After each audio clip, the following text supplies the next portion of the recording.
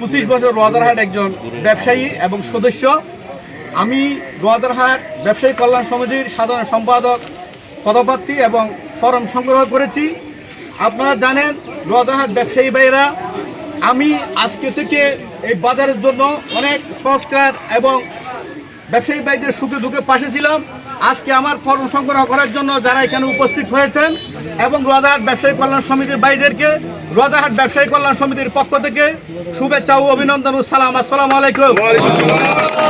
সংগ্রামী আমার প্রাণপ্রিয় এবং শান্তিপ্রিয় রোয়াদারহাট ব্যবসায়ী ভাইয়েরা, আপনারা জানেন আমি দীর্ঘদিন রোয়াদারহাট ব্যবসায়ী।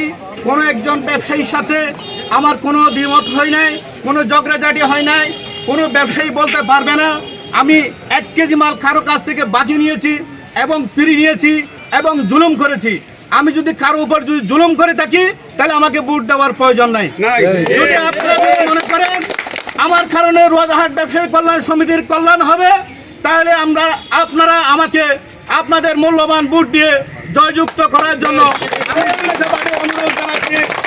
সংগ্রামী আমার ব্যবসায়ী ভাইয়েরা, আমার একটা স্বপ্ন ছিল, এখনো একটা স্বপ্ন আমি লালন পালন করি।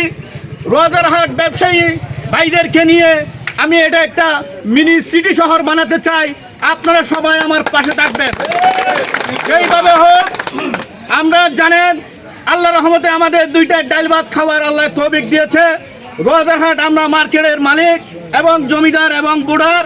রোয়াদারহাট থেকে 2 টাকা ইনকাম করে আমার পরিবারকে চালাতে হবে না।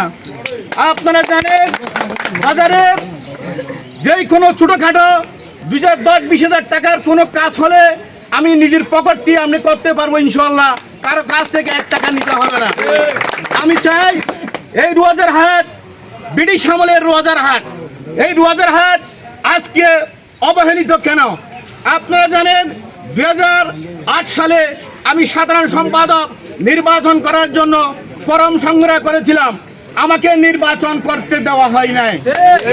কেন করতে দেওয়া হয় নাই সে ব্যাখ্যা আমি আজকে দিচ্ছি না, সেই ব্যাখ্যা আমি আপনাদেরকে আরো দিন দিব। আপনারা জানেন একটা বিষয়, ইতিমধ্যে আপনারা আমার ফেসবুক আইডিতে ঢুকলে দেখবেন আমি আজকে 10 মাস এই রোয়াদারহাট ছোটখাটো যেগুলি সমস্যা ছিল আমি নিজেই সংস্কার করেছি আমার নিজের অর্থ দিয়ে। কারো কাছ থেকে আমি 1 টাকা নিই না ইনশাল্লাহ। আরেকটা বিষয় আপনারা জানেন এই রোয়াদারহাটের ব্যবসায়ী ভাইদের কোনো অফিস ছিল না, বসার জন্য কোনো বিচার আচার করার জন্য কোনো একটা জায়গা ছিল না। যেই অফিস এখন আমরা ফরম সংগ্রহ করেছিলাম সেই জায়গাটা ছিল আমাদের সাবেক সভাপতি আমার শ্রদ্ধেয় চাচা জনাব মুসা চাচা বলেছিলেন এই অফিসটা জসিম রোয়াদারহাট বাজারের কল্যাণের জন্য ব্যবসায়ী ভাইদের জন্য এই জায়গাটা দিয়ে দাও, তোমাদের নাম সোনালী অক্ষরে লেখা হবে। কিন্তু এই অফিসের জায়গাটা আমি দিয়েছি, আমরা দিয়ে দিচ্ছি। যদি কারো অবিশ্বাস হয় সাবেক সভাপতি আমার শ্রদ্ধেয় চাচা জনাব মুসা সাহেবের কাছে গিয়ে জানতে পারবেন। আমরা বাজারের দীর্ঘদিন আছি এখানে। আমার বাবাও রোয়াদারহাটের ব্যবসায়ী, আমরাও রোয়াদারহাটের ব্যবসায়ী। আমি চাই আপনারা সুখে দুঃখে আমি আপনাদের পাশে থাকবো। যে কোনো ব্যবসায়ী ভাই শুধু রোয়াদারহাটের সমস্যা না, আপনার পারিবারিক সমস্যা, আপনার আত্মীয় স্বজনের সমস্যা, যে কোনো সমস্যায় আমাকে রাত যদি 3টা বাজে যদি আপনি ফোন করেন আপনার পাশে পাবেন আমাকে। রাত 3টা বাজে যদি আপনি যেখানে থাকেন আমি সেইখানে চলে আসবো। এটা আপনার আমার নির্বাচনী ওয়াদা, আমি কথা দিয়ে যাচ্ছি। আমার একটা হচ্ছে আমার নির্বাচনী প্রথম ইস্তেহার হচ্ছে রোয়াদারহাট বাজারকে রেজিস্ট্রেশন করা।